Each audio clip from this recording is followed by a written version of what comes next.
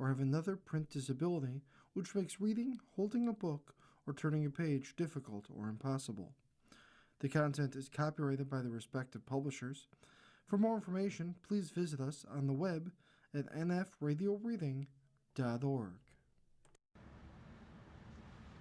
Hi, this is Dick Shanley, and for the next hour I will be reading from Sunday, July 19th issue of the New York Times Opinion section on the Niagara Frontier Radio Reading Service.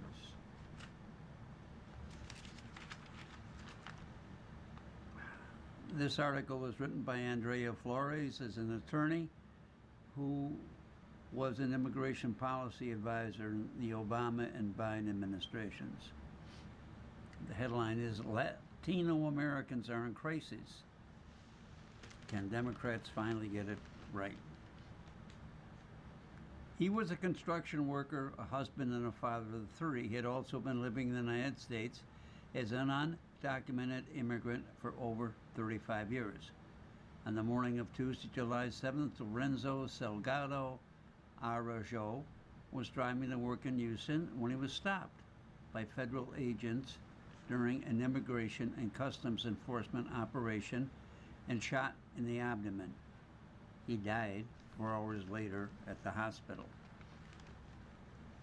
Officials from the Department of Homeland Security claim that the agent who fired his weapon was acting in self-defense, but many Latinos say it another way. We were being hunted like dogs, said one Latino resident of Houston. As a Mexican attorney, lawyer, and policy expert who has spent my career trying to fix our immigration system, I view Mr. Araújo's killing as a tragic failure.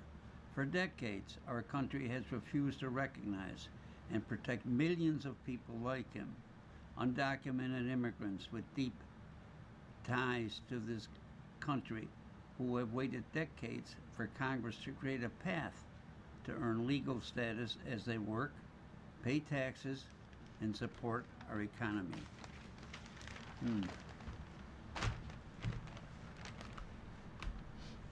Latinos in America are in a crisis. Less than a week after Mr. Araújo's killing, a Colombian immigrant named Johan Guerra was also killed by a federal immigration agent. We are being racially profiled, wrongfully arrested, detained, and separated from our families. Every Latino, from this undocumented to those with legal status to longtime U.S. citizens, is threatened by President Trump's immigration enforcement machine. Many people, including me, do not leave home without a passport. But Mr. Trump is put into power with the help of the largest share of Latino voters of any Republican president. While a majority of Latino voters supported Kamala Harris in the 2024 election, 46% of Latino voters chose Mr. Trump. Latinos shifted toward Republicans by more than 20 points in key states like Nevada and Michigan.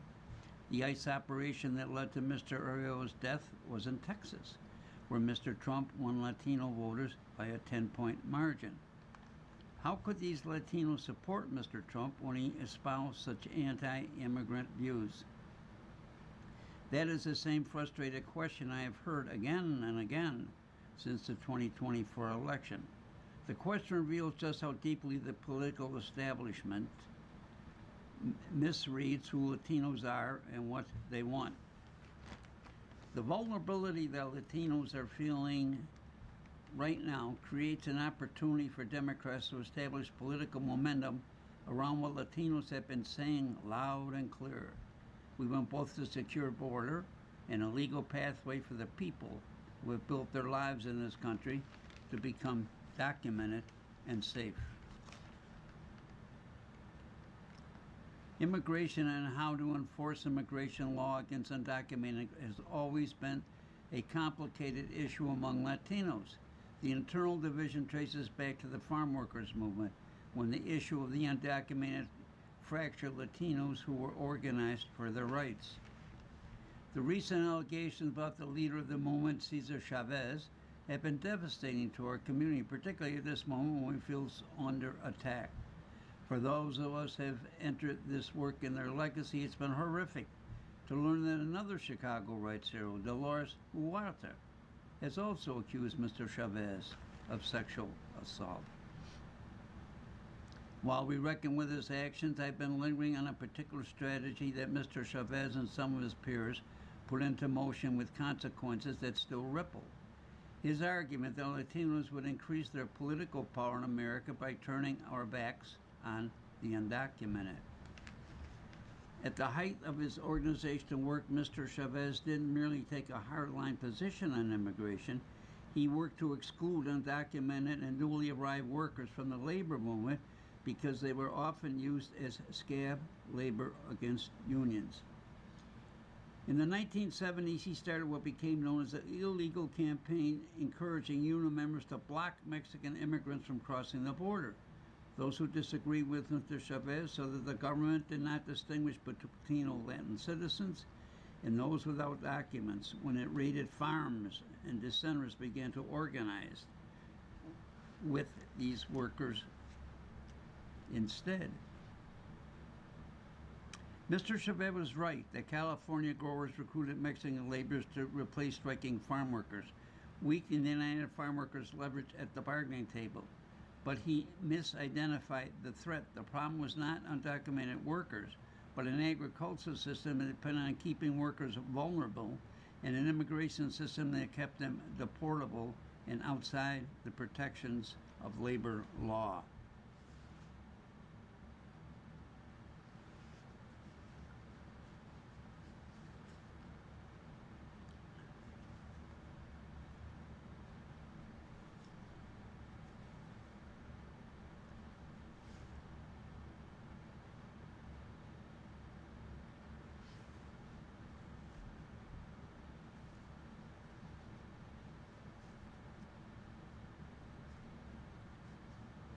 Some of the early leaders advocating stronger Latino rights made the assumption that excluding the undocumented from the Latino civil rights movement and pushing for immigration enforcement would eventually be rewarded by security and belonging in this country. Growing up in a household shaped by the Chicago rights movement, I often heard this sentiment that we could never be truly American as long as the number of undocumented Latinos in America kept growing. For Latinos who have lived here for decades, sometimes generations, our experiences are not the same as those newly arrived. It's why immigration has remained so fraught among Latinos and has colored decades worth of political decision making. It's part of the reason many Latinos believe that when Mr. Trump promised mass deportation, he was not referring to them.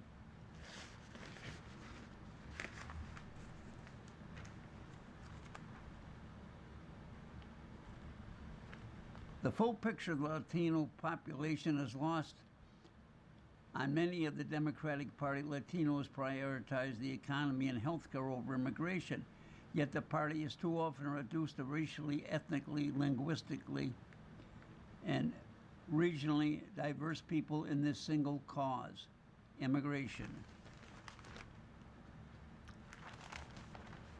Worse still, many Democrats have misunderstood Latinos' attitude on immigration altogether, wrongly assuming they want lax enforcement policy because they want to legalize the undocumented. There are estimated 14 million undocumented immigrants living in the United States. Some 10 million of them are Latino, including many who have U.S. citizen children. Polling and research show that Latino voters reject policies that are overly punitive to people who have been working and living peacefully in their communities for years. But when it comes to the border, Latinos, like many Americans, are supportive of policies that deter unauthorized immigration and the deportation of those who have committed violent crimes. In several presidential elections, we have seen Latino voters in both parties support candidates who pledge to strengthen border control and legalize undocumented immigrants. Yet over the past decade, Democrats have gotten this wrong. This mistake was most apparent during President Biden's administration.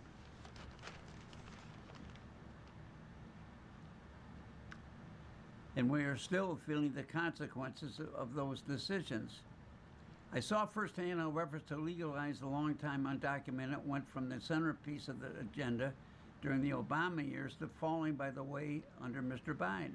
I was part of the Biden transition team and then joined the White House National Security Council, and I saw how little political capital the administration put trying to accomplish immigration reform. Mr. Biden's U.S. Citizen Act, which would have legalized millions of undocumented people, was left languishing.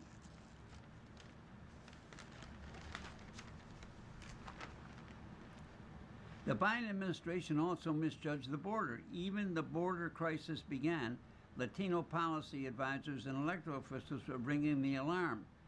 After almost 3 years of migrants overwhelming border communities, Latino officials still weren't getting the resources they needed.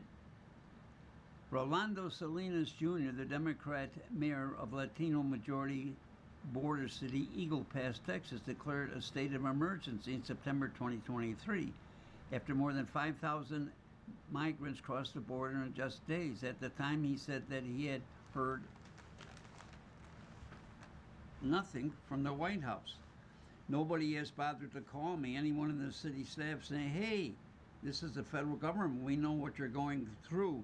This is our plan of action. Nothing. We're here abandoned. We're on the border. We're asking for help. This is unacceptable, he said. While the Biden administration struggled to manage the huge influx of migrants at the border who end up in cities like New York and Chicago, it made policy choices that deepened tensions within Latino communities. Newly arrived migrants received work authorization and in some cities emergency housing and legal aid, while many working class Latinos faced rising housing costs and economic hardships. This reinforced the perception that the administration was willing to find solutions for new immigrants while ignoring undocumented Latinos already living in the U.S. But even then, when Mr. Biden went to Congress in the fall of 2023 to negotiate border security, the White House did not include protection for the undocumented. Legalization became a promise brought not only during election cycles. The prevailing political calculus has always been to court Latino voters ahead of November, only to lock campaign promises away in a drawer come January, said Vivian Grubart, senior advisor in the Obama administration. The broken promises and brewing resentment helped Mr. Trump secure a record number of voters from Latinos. They saw Mr. Trump as someone who could amp up the economy, stop the crisis at the border, and prioritize them over new arrivals. And once again, a familiar wedge was being used to divide Latinos. Voters made the same assumption that Mr. Chavez did decades ago, that a secure border and crackdown on unchecked immigration would improve their lives.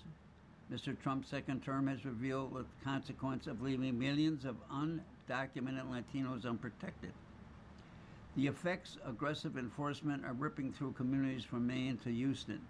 Families are skipping doctor appointments, children are missing school, and workers are afraid to show up for their jobs. Fear has spread far beyond undocumented households, touching citizens, legal residents, and mixed status families alike.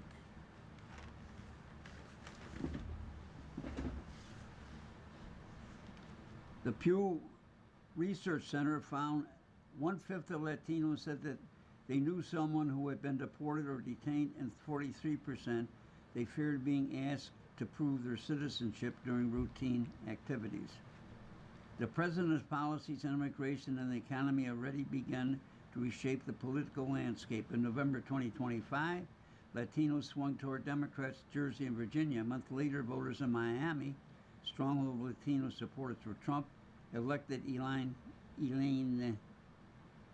Higgins as the city's first Democratic mayor in nearly 3 decades. Caitlin Urey, a researcher at Equus, a polling and research group focused on Latinos, said many Latinos who voted for immigration enforcement felt betrayed by witnessing immigration enforcement agents, hardworking immigrants and families instead of criminals, all while Mr. Trump did nothing to lower the cost of living. But as Lorella Purnell, president of Community Change, a nonprofit that works for building working class, multiracial political, told me, Democrats should be careful not to confuse Trump's failures with their own success. After all, the voting pendulum swung for Latinos moved toward Democrats in the 2018 midterms. After Ms. Trump separated thousands of families at the border, only to swing back toward Republicans in 2020 and 2024. And even as enforcement in the interior of America horrifies them, many Latinos approve Trump's handling of border security, and they are relieved that the chaos of Mr. Biden's approach is over. But Mr. Pell sees a way for Democrats to reinforce the shift this time. The opportunity before Democrats is to put legislation back at the center of the agenda, not just as a promise on the campaign trail, but as a governing priority in office, she said. Democrats seem to be squandering the opportunity, even as Latinos are facing violence in their communities, at the hands of federal agents in Los Angeles, Chicago, Minneapolis, and beyond ICE's overreach to Latin communities that often come with violent interaction, shootings, deaths, both custody and during arrest. Saverio Villegas Gonzalez, an undocumented father and cook originally from Mexico, was killed by ICE agents during a vehicle stop near Chicago. Miramar Martinez, a 30-year-old U.S. citizen, was shot 5 times by a Border Patrol agent and later prosecuted on charge of assaulting, resisting, or impending federal officers. She pleaded not guilty, and the case against her has been dismissed. Yet it wasn't until the killings of Alex Preddy and Rene Good that the Democratic Party finally moved to show a unified front against Trump's enforcement tactics, withholding funding for the Department of Homeland Security for a historic 76 days. That it was the lives of white protesters that seemed to matter was not lost on many Latinos. Democrats have been working from a broken playbook. They treat border security and legalization as competing political choices. Claire Trickler, a former assistant director of the Office of Immigration, told me enforcement and legalization are not opposites. They are prerequisites for each other. Now Democrats have a chance to take the opening that Mr. Trump enforcement overreach has created and offer a new vision of the immigration system. There are a glimmer of hopes that Democrats can get it right. In Texas, the Democrat James Tallarico is running for Senate and appears to be making gains among Latinos on the issue of immigration. He is advocating both a secure border and more pathway for undocumented immigrants who are longtime residents to earn their residency and citizenship. Our border should be like a front porch. It should have a welcome mat out front and a lock on the door, reads one of his campaign slogans. The message seems to be resonating. In a survey of Hispanic business owners in Texas, 20% reported losing an employee to deportation. According to the same survey, Mr. Tallarico leads the Republican nominee by 7 percentage points. One day after he condemned the death of Mr. Arroyo in Texas, he announced his plans to secure the border. It's clear he is listening to Latinos who don't want to see the two policies as contradictory. Mr. was a man with only a civil immigration violation who worked for over 3 decades, paid taxes, raised 3 U.S. citizens' children. And he was killed by federal agents seeking to meet arbitrary arrest targets. He's been documented for 35 years with no clear path to legal status, just like millions of others who are still waiting. After the summer Supreme Court decision, 1.3 million immigrants with temporary status could join the ranks. Every undocumented Latino left the language and legal uncertainty puts a target on the entire community. As long as the promise of legalization remains unfulfilled, all Latinos are at risk of what happened to Mr. Araujo. If Democrats want to offer a real alternative mass deportation and win back voters who don't believe the party will fight for them, Democrats should start by making sure no one spends another 35 years waiting for the opportunity Lorenzo Salgado Araujo never had. An editorial comment. This is a bit confusing to me, even after reading it. We have undocumented immigrants. Now, if they're undocumented, that means they came through illegally. However, the undocumented ones, about, I guess, 10 million, are against illegal immigrants. I guess my question is, how did the not the illegals just cross the border illegally, that I understand. But how the 10 million who are undocumented, how did they get in? Did they come across illegally? The article doesn't answer my question.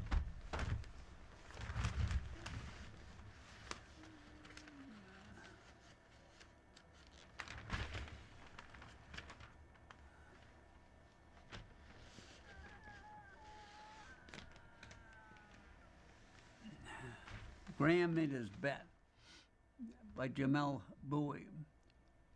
Lindsey Graham knew better. When Donald Trump came down that escalator in 2015 to begin his hostile takeover of the Republican Party, the long-service senator from South Carolina, who died last weekend, was one of those few Republicans to see him for what he was and say so. Trump, Graham said at the time, is a race-baiting, xenophobic, religious bigot. He doesn't represent my party.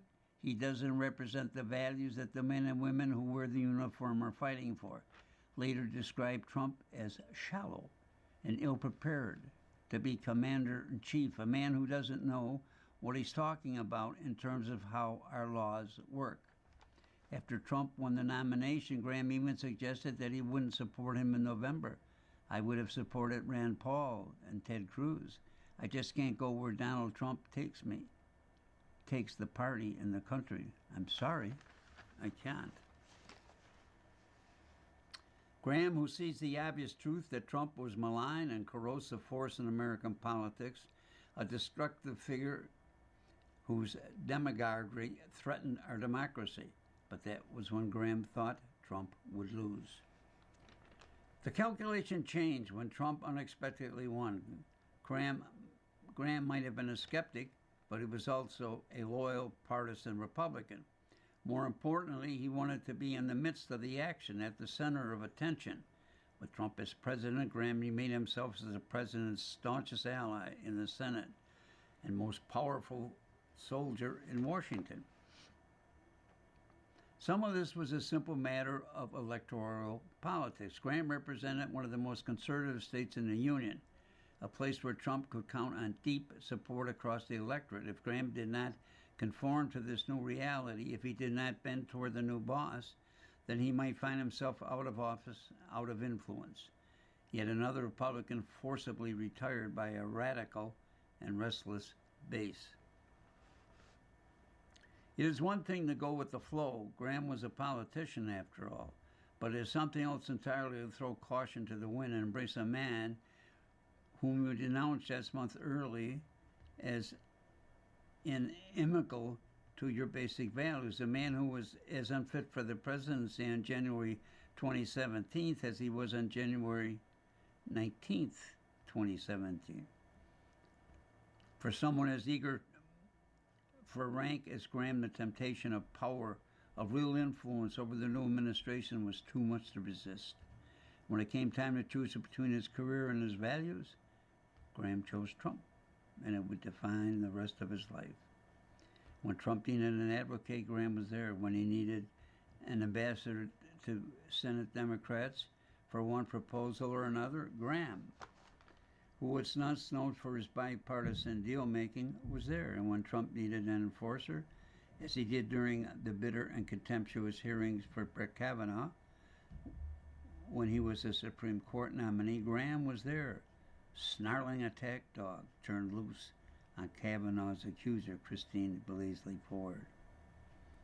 Lindsey Graham would have been the first to say that he did all of this for relevance, to be in the mix rather than outside the inner circle.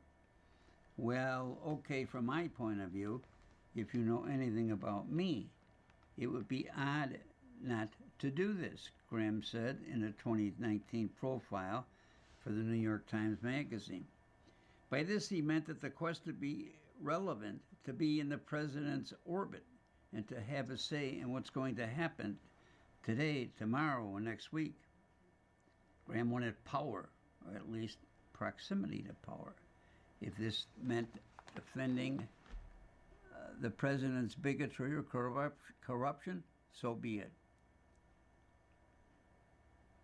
Graham would then, after Trump lost his 2020 presidential election, lend his influence to the president's attempt to fabricate the votes he needed to win Georgia, leaning on state election officials as a collaborator in the president's conspiracy. It should not be forgotten that Graham actually called Georgia's Secretary of State Brad Raffensperger to press him to throw out enough ballots to deliver the state to the presidency. Editorial comment. That's despicable of Graham. We can't talk nastily about the dead, but that was a despicable act. In 2016, Graham had praised and defended American elections against Trump's accusations of fraud. 4 years later, he too was an election denier. If Republicans don't challenge and change U.S. election system, there will never be another Republican president elected again, he said.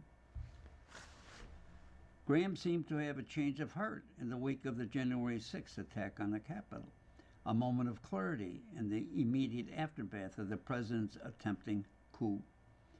He wasn't prepared to follow Trump into this abyss. Trump and I, we've had a hell of a journey, he said. I hate it being this way. Oh my God, I hate it. From my point of view, he's been consequential president. But today, first thing you'll see, all I can say is, count me out. Enough is enough.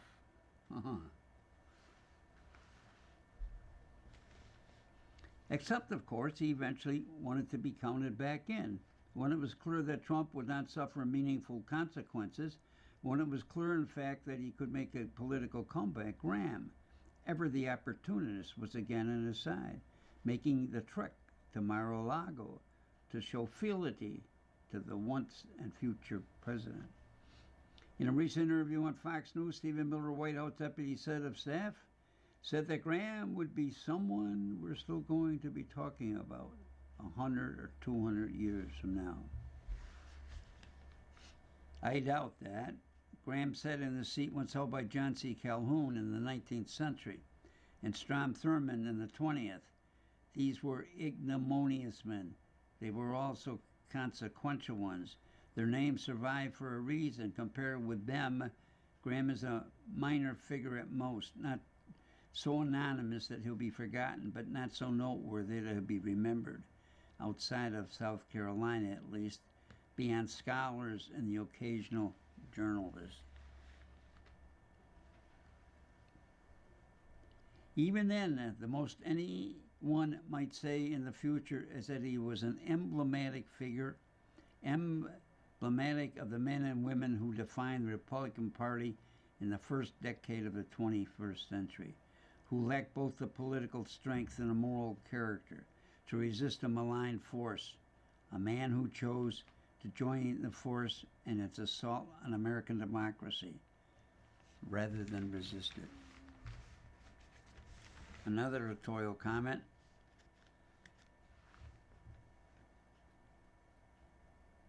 It's easy to criticize Congress. However,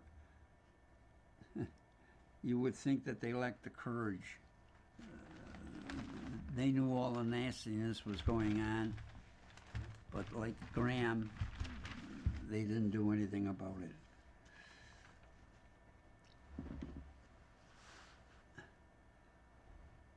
Low T in High Chair. This is written by Maureen Dowd. Ordinarily, I love stories of obsession, Wuthering Heights, story of Adele H., remembrance of things past, the Caine Mutiny,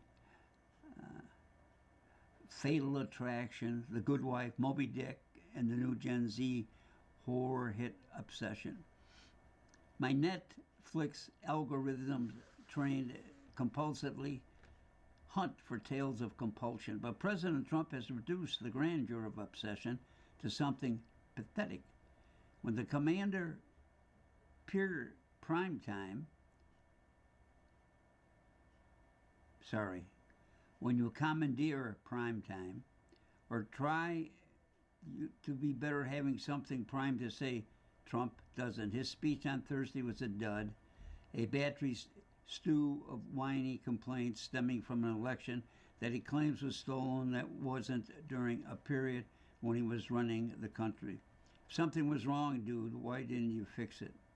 He still has no proof, and he muddied matters by releasing documents containing information already known and warning about vulnerabilities that administration has made worse. And if the president believes that he is saying about China being a huge danger to our elections, why hasn't he retaliated against Xi Jinping, the man he warmly calls a friend and a great leader? Trump seemed very low T in his East Room address. I'm surprised that Pete Hegseth, who says his high Department of War will start screening testosterone levels of warfighters aged 30 and older, didn't rush over to shoot up the flaccid 80-year-old commander-in-chief with the elixir of manhood needed, as he put it, give Americans the leading edge of lethality. There was hardly a peep from Republicans on Capitol Hill about the speech. No organized effort to polish his tirade. You could almost hear the fervent wish of Republican lawmakers watching the president. Please, Donald, move on. But he can't. His father's admonition that there are only killers and losers plays in a loop in his head, reducing him to jelly. He is willing to undermine and destroy any institution, law, norm, or ideal cherished by Americans in a bonfire of his vanities. He claims to be Christian but mocks the sanctity of human life with his cavalier attitude about ice mirrors. He puts his own ego above everything else, even democracy. As the Times' Peter Baker wrote, the deeply unpopular Trump seems intent on laying a predicate that at least could explain why a defeat and at most his critics fear, potentially justifying direct intervention aimed at changing the results of future elections. Mark Way Mellon, Trump's new Homeland Security, picked up Friday where the president left off, threatening jail time for local election officials who dare disobey the administration's diktats.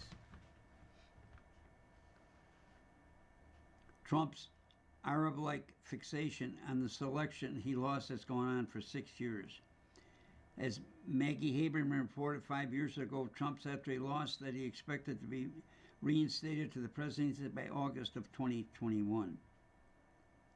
Usually, the president is able to whip up some presidential winds of conspiracy to blow his critics off course.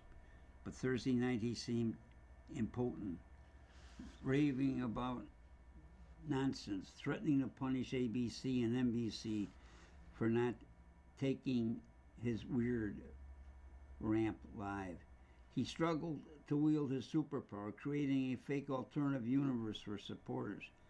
Does anyone believe Donald Trump's make-believe that there's no third world country that has elections like we have?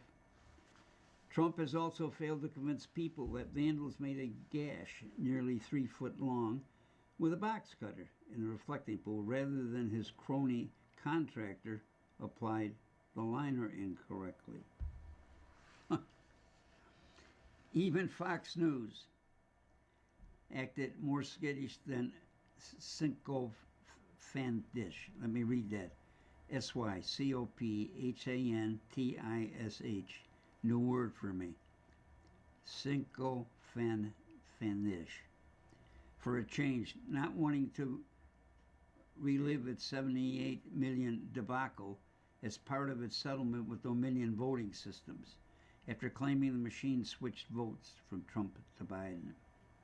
Shahani, a Fox White House correspondent, warned on Hannity that the network was not in a position to evaluate the accuracy of the president's statements and claims at this time, echoing almost word for word what Burr Fair had said earlier.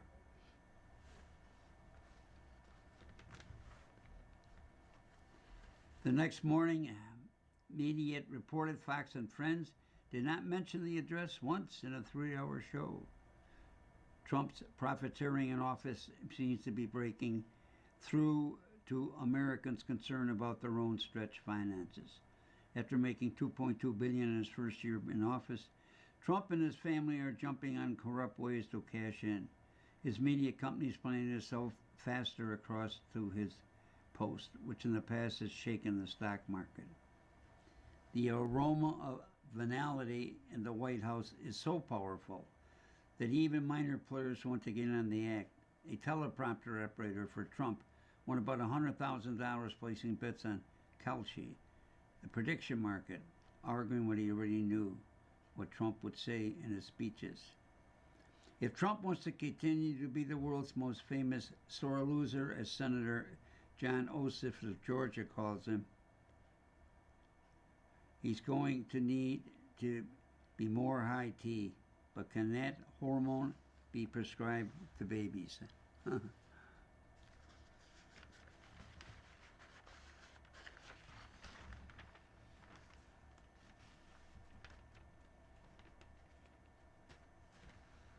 The King of the North won't save Britain. Andy Burnham, the 7th British Prime Minister in a decade. Looks like more of the same.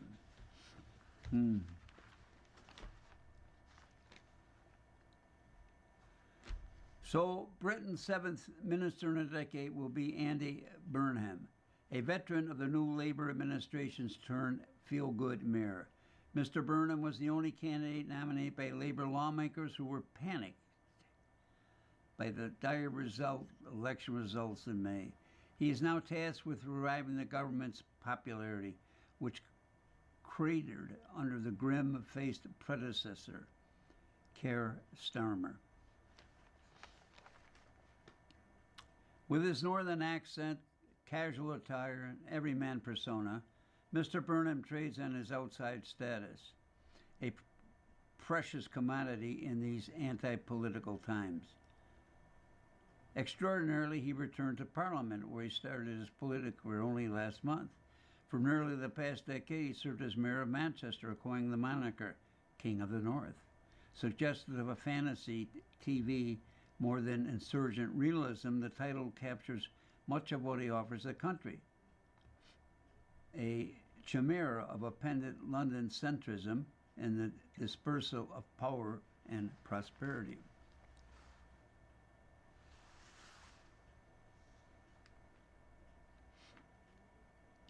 Yet the King of the North has long been a creature of Westminster.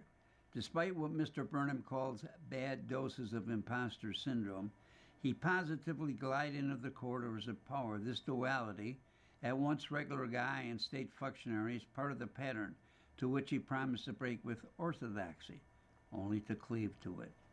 The early signs suggest that his premiership would be similar, but Britain is mired in economic stagnation and marinated in social distemper.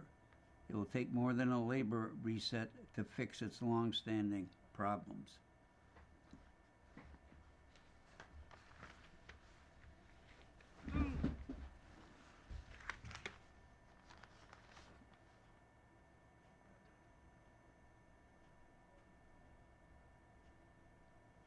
Yet the King of the North has long been a creature of Westminster, despite what Mr. Burnham calls had bad dose of imposter syndrome. He positively glided in the corridors of power. This duality, at once the regular guy and state functionary, is part of a pattern in which he promised to break with orthodoxy, only to cleave to it. The early signs that his premiership will be similar, but Britain is mired in economic stagnation and marinated in distemper. It will take more than a labor reset to fix its long-standing problems. Editorial comment, I'm sorry. I lost my place and I reread one paragraph. Forgive me. Born and raised in northwestern England, the son of a receptionist and a telephone engineer, Mr. Burnham studied English literature at Cambridge. At the age of 24, he became a parliamentary researcher for a prominent labor lawmaker. After the 1997 landslide that brought New Labour to power, Mr. Burnham worked as a special advisor for a cabinet minister. Tony Blair then fast-tracked him to a safe seat in Greater Manchester. At 31, his political career was up and running. In Parliament, Mr. Burnham's record was strikingly loyalist. He voted for the Iraq War and as a junior Home Office minister took a tough approach to law and order. At the time, he was known as Winster as Floggham and Burnham. Promoted to cabinet under Gordon Brown, he pushed along New Labour's ruinously expensive program to rebuild hospitals with private financing.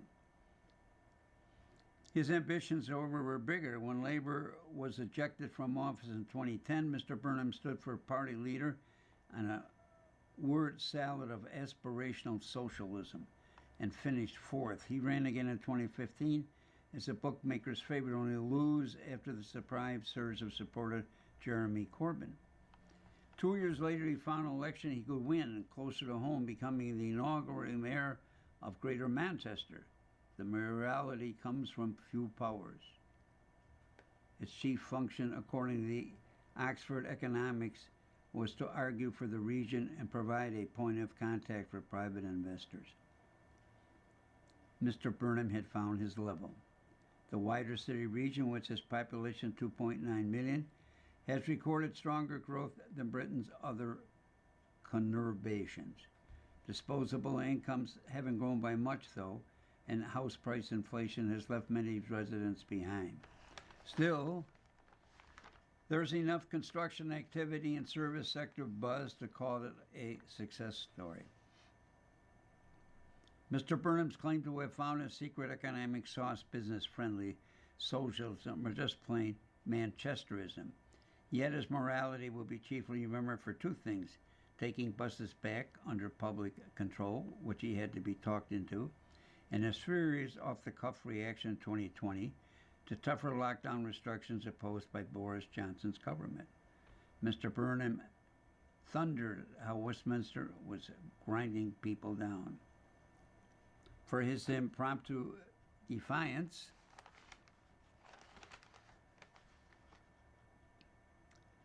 the media gave him King of the North epithet. Yet the appellation wasn't so much plucked from either of a lab grown by the man himself, speaking an event early year. Mr. Burnham had daydreamed about sitting in my Game of Thrones type castle at the heart of the dominant northern powerhouse, opening my birthday telegram from the month of Square of England. A Labour ally took his cue, joking that Annie's going to be on the Iron Throne and King of the North. The Manchester Evening News duly ran the headline. Mr. Burnham's fiery talk helped him to get comfortably re-elected in the mayor race, but his eyes were increasingly trained elsewhere. As Mr. Starmer failed in Downing Street, the Manchester man inserted himself into the conversation about who might replace him. Importantly, he was the only recognizable party figure whose popularity ratings were sub-zero. But a third tilt at the leadership, Mr. Burnham needed to be in Parliament. Eventually, he wrote back to Westminster in the form of a special election for the Mansfield constituency, 20 miles west of Manchester, opened up. His campaign culminated in a leadership pitch that was the last chance to lay out a new path for Britain. His victory offered proof of concept law that, for now at least, his personal political brand can shore up Labour's regional heartland, menaced by Nigel Farage's right wing. Reform US UK. Seeing the writing on the wall, Mr. Starmer announced his resignation. Mr. Burnham's first move to announce a branch office at 10 Downing Street in Manchester as part of a broader suite of devolution.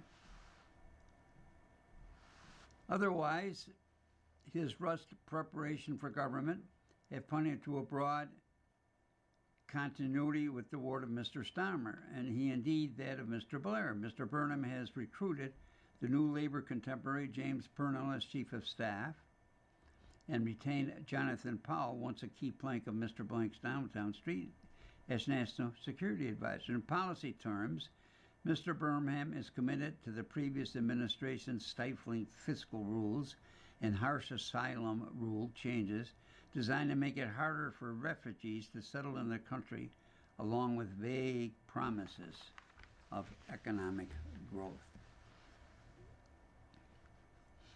His shtick is decidedly provincial, but when pressed on foreign affairs during the previous run for Labour, he said he'd resigned the front bench politics to Mr. Corbyn withdrew Britain from NATO in an article turned to coincide with the NATO summit in Turkey this month. Mr. Burnham reaffirmed his attachment to Atlanticism, Britain's nuclear deterrent, ramping up military spending, and underwriting Ukraine's long-term security. While he has reiterated that Mr. Starmer had been too slow to call for a ceasefire in Gaza, Mr. Burnham's policy on Israel is impeccably conformist. Labour wanted a bounce after Mr. Starmer. They've opted, in the absence of anything better, for a career Blairite with a northern soul and a Whitehall brain. For the country, looks a lot like more of the same.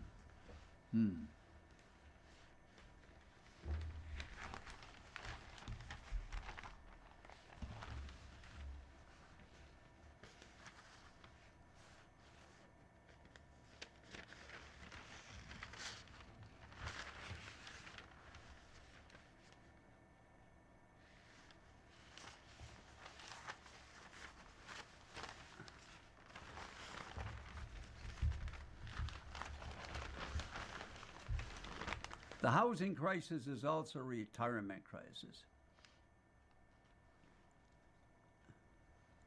It's no secret that we don't have enough housing in the United States. Even Congress agrees. The biggest housing bill in decades recently became the law and should help.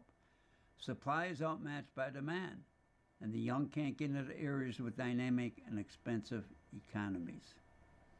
We certainly have a housing crisis, but hitting inside is a retirement crisis. And that is the one the new law doesn't touch. A home has stopped being just a place to live. It's also become an asset that has to appreciate and value to underwrite the homeowner's retirement.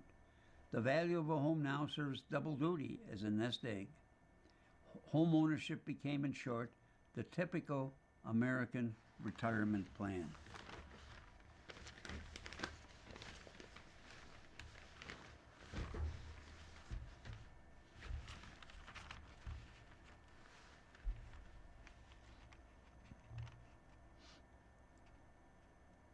But this creates a trap. Young Americans want to be homeowners too, so owners need home prices to rise to provide for their retirement. Buyers need them to fall. The house can't do two contractor jobs at once. The link between retirement and home prices is pitting the old against the young. Break that link and housing can become something that you live in because it no longer has to double as a nest egg. Housing was not always this way. It was once an enormous opportunity built on purpose in the aftermath of World War II by a country that was actively defining American dream through home ownership. As Cyril Hoops, the director of economic analysis, put it, the post-war generation is the only American cohort ever handed a starter home ecosystem by federal policy.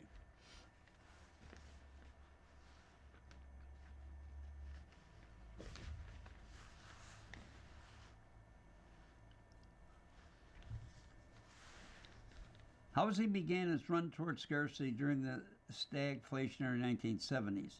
Became a stable place to invest when everything else was melting down. Home prices nearly tripled from 70 to 80 and kept climbing with only brief pauses until the market peaked in the mid-2000s. They have blown past that high. What created the bind that we now have was the disappearance of the pension. In 1980, almost 40% of private sector workers had a defined benefit pension. Today, only 14% have access to one. That's worth repeating. Only 14% have a pension.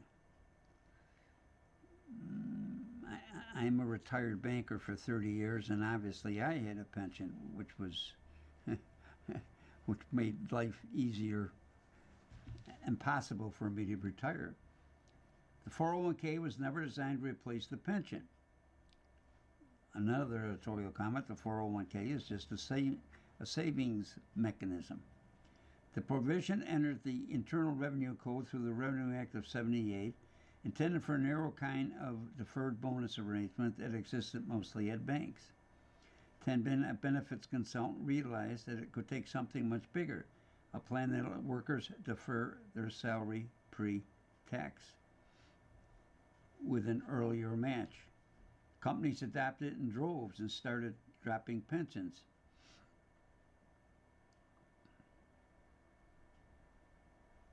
The do-it-yourself retirement became a default, which retirement economist Alan Webb called a historical accident. By 2011, Mr. Brennan was calling his creation a monster, though his complaint was less than the idea itself, and more about what factors like Wall Street fees had made it. A pension bet on rising markets too, but the employer carried much more of the risk. The 401k handed the downside to the worker.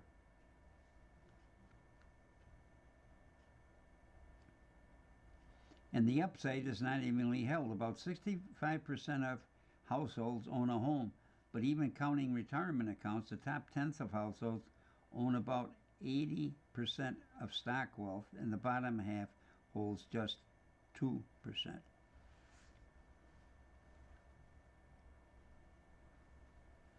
Another editorial comment I just read, if a person invested $500,000 in 1995, it will be worth today $8 million. So the theory for the older people was, as this article is depicting, is you'd buy a house and the house would appreciate it, and if at some point when you're older you wanted to sell the house, you would have a profit. But for young people, where they have to pay a great deal of money up front for a house, that's not working anymore, and it may be more prudent to invest in stock if you could. Americans now hold more wealth in stocks than their homes. A bigger tilt toward the market, relatively housing, than at the height of the dot-com bubble. On the whole, the wealth engine has shifted from the house to the stock market. But for the typical household, wealth still remains a house.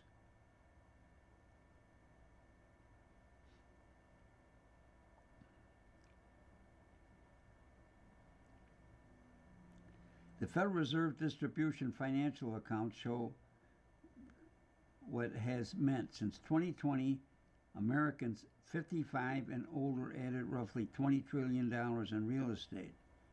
Americans under 40 added 3.5 children. Of the housing wealth, America added since then 2 of every $3 now sits with American 55. Empty nester owns about 28% of large homes in the U.S. millennials, with children own about 16%. The pitch hasn't changed, even though the math has. Buy a house, watch it get expensive, sell it to someone for a lot of money. The whole machine depends on the people not yet inside paying for the people already in. There is no shortage of proposed fixes for more housing, and some places have delivered. Berkeley has spent years barely building.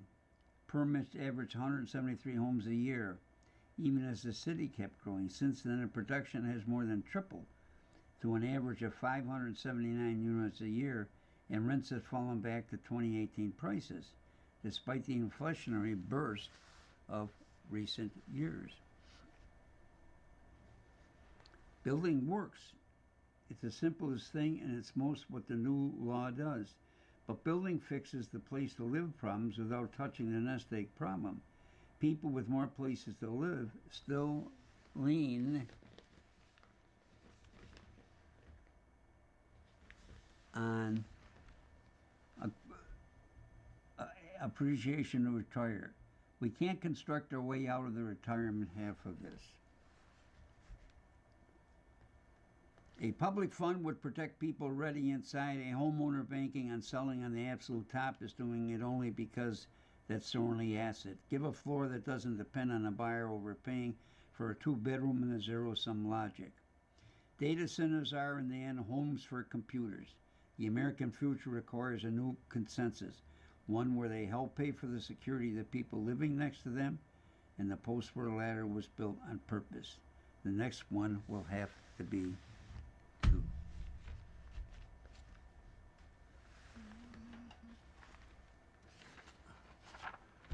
You have been listening to a reading of articles and features from Sunday, July 19th, issue of the New York Times opinion section. We read from the New York Times opinion section every Sunday at 2 p.m. And your reader has been Dick Shanley, and thank you for listening. Coming up next in the Niagara Frontier Radio Reading Service, we have a reading of the New York Times Arts and Leisure section, followed at 4 by a rebroadcast of this morning's Buffalo News. Please stay for these readings and more throughout the day, and feel free to contact us with your comments, suggestions, with any questions you may have.